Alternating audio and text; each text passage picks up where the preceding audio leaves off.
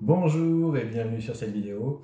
Aujourd'hui, nous allons parler des vitamines, des minéraux et des phytonutriments et leur rôle dans le contrôle de poids et le maintien d'une bonne santé. Je m'appelle Sylvain Goldschmidt et je suis votre coach bien-être. Alors la semaine dernière, nous avions parlé des lipides et nous avions établi qu'ils étaient indispensables pour une bonne santé et aussi même pour un bon contrôle de poids. Mais que certains lipides étaient à limiter, voire à éviter complètement, et que d'autres étaient beaucoup plus utiles. Et je vous invite donc à vous abonner à ma chaîne et à regarder cette vidéo sur les lipides si cela vous intéresse. Aujourd'hui, nous parlons des vitamines, des minéraux et des phytonutriments. Et nous allons commencer par les définir. Alors, ce sont des micronutriments. Micronutriments, qu'est-ce que ça veut dire? Ça veut dire que d'une part, ils ne vont pas apporter de calories, mais qu'ils vont nourrir le corps et qu'ils vont être essentiels aussi à son bon fonctionnement. On va commencer par les vitamines. Les vitamines, il en existe 13 types différents qui se divisent en deux groupes. Le premier groupe, c'est les vitamines hydrosolubles. Le deuxième groupe, ce sont les vitamines liposolubles. Hydrosolubles qui se dissolvent dans l'eau, liposolubles qui se dissolvent dans la graisse. Le rôle des vitamines, c'est de réguler le métabolisme, mais aussi de faciliter la libération d'énergie. On a tous entendu parler, entendu quelqu'un dire « prends des vitamines si tu te sens fatigué ». Elles assurent aussi des fonctions importantes dans la synthèse des os, dans la synthèse des tissus. Et certaines de ces vitamines, comme les vitamines A, C ou E, ont des propriétés antioxydantes. Antioxydantes, qu'est-ce que ça veut dire? Ça veut dire qu'elles vont lutter contre le vieillissement des cellules et elles vont renforcer le système immunitaire. Alors, on commence par les vitamines hydrosolubles. Hydrosolubles, comme je vous l'ai dit, ça veut dire qu'elles sont solubles dans l'eau. Elles vont se disperser dans les liquides de l'organisme sans être stockées. Et du fait qu'elles ne sont pas stockées, elles sont très peu toxiques, puisque même en cas de surconsommation, eh bien, elles vont être tout simplement éliminées dans les urines. Ces vitamines qui sont hydrosolubles, ce sont les vitamines B, donc toutes les vitamines B, B1, B3, B6, B8, etc., B12, la vitamine C et la vitamine PP. Les vitamines hydrosolubles, du coup, on va les apporter en majorité à travers les fruits et les légumes, crus, parce que la cuisson dégrade les vitamines. D'accord? Donc c'est important de garder des fruits et des légumes crus tout au long de sa journée pour pouvoir bénéficier de ces vitamines. Et si on ne mange rien de cru, eh bien on ne bénéficie pas de ces apports en vitamines et on a donc des insuffisances en vitamines. Et pourquoi ils sont dans ces fruits et légumes? C'est parce que tout simplement les fruits et légumes sont gorgés d'eau. Les vitamines liposolubles maintenant, elles sont dissoutes et stockées dans les graisses, dans les tissus adipeux, donc ce qui peut les rendre toxiques à haute dose. Ce sont les vitamines A, les vitamines D, la vitamine E et la vitamine K. Donc elles sont apportées par les graisses alimentaires qu'on va trouver donc dans les huiles, dans les poissons gras, le jaune d'œuf, les abats, le foie. Elles peuvent toutes donc être apportées par l'alimentation, sauf la vitamine D, dont la seule source vraiment intéressante reste le soleil et une bonne exposition au soleil. Les minéraux maintenant. Les minéraux sont essentiels aussi au bon fonctionnement de l'organisme. La plupart se trouvent en quantité illimitée dans la nature, dans l'eau des rivières, des lacs, des océans, mais aussi dans le sol. On dénombre 22 minéraux différents qu'on va classer en deux catégories, les minéraux majeurs d'une part et d'autre part les oligo-éléments. Les minéraux ont des fonctions essentielles. Au niveau du métabolisme, ils vont entrer dans la composition des enzymes et des hormones, ce qui va permettre des réactions chimiques dans le corps. Au niveau de la structure de l'organisme, ils vont jouer aussi un rôle clé dans la constitution des os et des dents. Et au niveau des fonctions de l'organisme, ils vont contribuer par exemple au maintien du rythme cardiaque, à une bonne contraction musculaire et à une meilleure conductivité neuronale, ça veut dire que l'information va passer dans les neurones et aussi ils vont contribuer à l'équilibre acido-basique. Alors les minéraux majeurs, vous en avez tous entendu parler, c'est le calcium, le magnésium, le potassium, le phosphore, le soufre, le sodium et le chlore. Donc il en existe 7 différents, je viens de vous les citer. Et ce sont des apports qui vont être supérieurs à 100 mg par jour, par exemple. Les oligo-éléments, eux, ils vont être vraiment beaucoup plus à l'état de trace, donc c'est vraiment, vraiment beaucoup moins.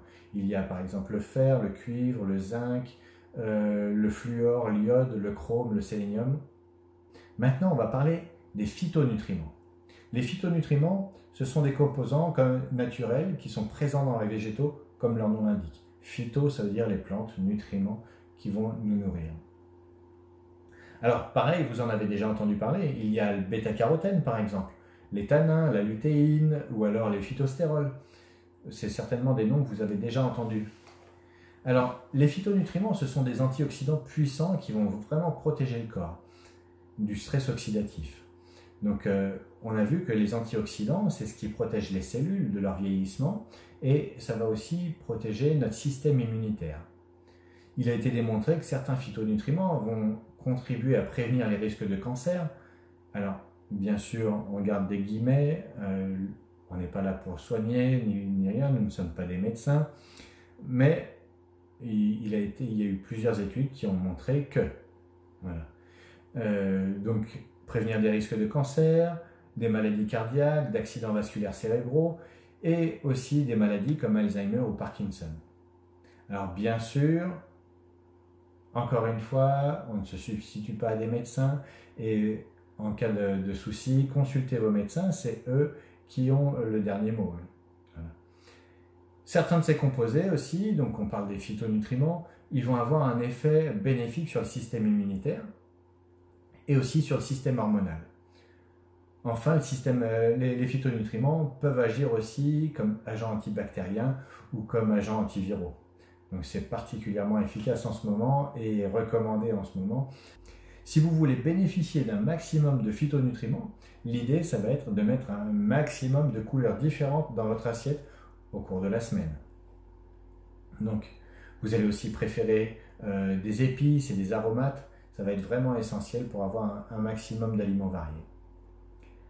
Alors, maintenant, en théorie, si on a un régime alimentaire qui est équilibré et qui est très très varié, eh bien, ça doit fournir toutes les vitamines et tous les minéraux dont notre corps a besoin. Mais aujourd'hui, si dans nos pays qui sont industrialisés, il y a rarement des carences, il y a beaucoup quand même d'insuffisances. Les insuffisances, elles restent vraiment super courantes. On parle de 80% de la population qui a des insuffisances en vitamine D, par exemple. Et il y a de nombreuses études au niveau international qui ont montré que des proportions importantes, là je vous citais 80% pour la vitamine D, mais pour plein d'autres vitamines, de minéraux et de phytonutriments, il y a des proportions vraiment importantes de la population qui ne reçoivent pas leur apport quotidien recommandé. Alors, pourquoi ? Parce que déjà, il y a des traitements industriels. La très grande majorité des aliments consommés dans nos sociétés passent par des traitements comme de pré-découpage, des pré-lavages, des pré-cuissons, des ionisations, de la pasteurisation. Et donc, par exemple, au niveau des vitamines, tout ce qui est cuit eh bien, ne comporte plus de vitamines. Les vitamines sont détruites sous l'effet de la chaleur. Et du coup, les fruits, les légumes, tout ce qu'on consomme ont inévitablement des teneurs en micronutriments qui sont réduites. Le deuxième facteur qui va réduire ces micronutriments dans notre alimentation, c'est l'agriculture intensive. C'est vraiment responsable de l'appauvrissement des sols parce qu'en retournant la terre, on va tuer la vie qu'il y a dedans. Et ce sont toutes ces petites bêtes qui sont dans le sol, les vers de terre et tous les petits insectes qui sont dans le sol, qui assurent la mobilité des minéraux dans le sol, qui vont aller les chercher en profondeur et les ramener et qui vont brasser cette terre et qui vont apporter les minéraux qui vont être essentiels aux plantes pour synthétiser après ces vitamines dont on a énormément besoin. Et du coup, cette agriculture intensive qui est nécessaire en même temps pour pouvoir nourrir toute la population mondiale, eh bien, elle nous carence, elle nous donne des insuffisances. Carencer, c'est pas le bon mot, mais elle nous donne des insuffisances en termes de vitamines. Et il y a eu beaucoup d'études qui ont montré que les pommes d'aujourd'hui, il en faudrait presque 100 pour avoir autant de vitamines que les pommes d'il y a 50 ans. Vous pourrez retrouver ces informations qui sont passées d'ailleurs sur des grandes chaînes nationales en tapant tout simplement sur votre moteur de recherche différence ou appauvrissement des nutriments dans les fruits et légumes d'aujourd'hui. Enfin, les additifs et les polluants vont réduire aussi les taux d'antioxydants et vont limiter l'action des vitamines et des minéraux dans notre corps. Alors ensuite, en plus, il y a d'autres facteurs qui augmentent nos besoins. Nos besoins, ils vont être augmentés, nos besoins en vitamines, minéraux et phytonutriments, ils vont être augmentés par le stress par exemple. Donc l'élimination urinaire du magnésium, elle va être accélérée par exemple quand on est stressé. Et du coup, on a besoin de plus de magnésium quand on est stressé. C'est pour ça que le chocolat fait du bien. Le tabagisme aussi, même le tabagisme passif. Et quand on parle de tabagisme, on parle aussi de pollution de l'air. Donc le tabagisme, par exemple, il va détruire une part importante de notre vitamine C et il va contribuer à détériorer aussi notre vitamine E, les vitamines B9, B12 et aussi le carotène. C'est pour ça que notamment les fumeurs ont un teint tout gris. La pollution, on en parlait, elle va amenuiser nos capacités à synthétiser correctement la vitamine D quand on est exposé au soleil et les antioxydants vont être beaucoup moins efficaces aussi quand on est soumis à une forte pollution. Et du coup, à petit feu, on se tue. Et enfin, le dernier facteur qu'on pourrait ne pas attendre ici, c'est le sport. Quand on fait du sport, en fait, nos besoins en vitamines, minéraux et phytonutriments augmentent aussi parce qu'en augmentant le rythme cardiaque, en augmentant la température corporelle, en augmentant la sudation et en augmentant donc les transferts énergétiques, on a besoin naturellement aussi de plus de vitamines, de plus de minéraux pour pouvoir répondre à la demande d'effort. Alors, pour rectifier le tir, l'objectif numéro 1, ça va être déjà d'équilibrer son alimentation en privilégiant les aliments à forte densité nutritionnelle. On en avait parlé sur d'autres appels. Il va y avoir par exemple les fruits, les légumes, les oléagineux secs, les abats, les fruits de mer, etc. Donc vraiment plein d'aliments, le plus varié possible. Quand on sait tout ça, il se pose maintenant la question des compléments alimentaires.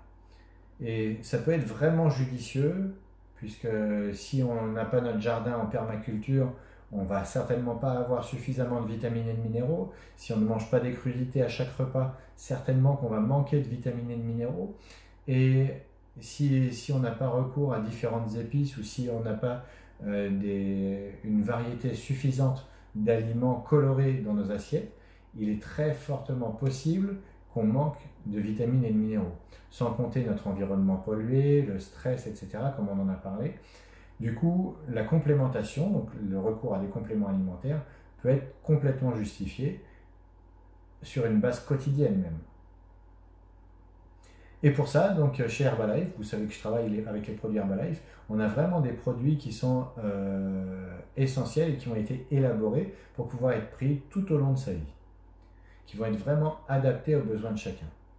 Il y a le premier d'entre eux, c'est la Formula 2, donc un complexe multivitamines et minéraux. Et il existe en deux versions, une version femme et une version homme, parce que les besoins spécifiques de chacun sont différents. Roseguard maintenant, Roseguard c'est un produit qui est plein d'antioxydants et donc qui va renforcer notre système immunitaire, qui va préserver la jeunesse des cellules et qui va vraiment avoir un effet ciblé. Le minéral complexe, alors ça c'est l'ami des plages puisqu'il va avoir un effet anti-capiton et qui va donc lisser la peau, qui va éliminer cette cellulite. Et couplé avec la boisson instantanée à base de plantes, il va faire vraiment un effet détonnant sur le stockage des graisses et sur la cellulite. Si jamais vous avez des questions, n'hésitez pas à m'envoyer un message. Sinon, contactez votre coach, il saura vous conseiller. Et si vous n'avez pas de coach, contactez-moi. Voilà. Les défis de cette semaine: intégrer un maximum d'aliments à forte densité nutritionnelle dans vos repas au quotidien et faites l'évaluation avec votre coach de vos besoins éventuels en complément en vitamines, minéraux ou phytonutriments. Je vous souhaite une très bonne semaine et à la semaine prochaine.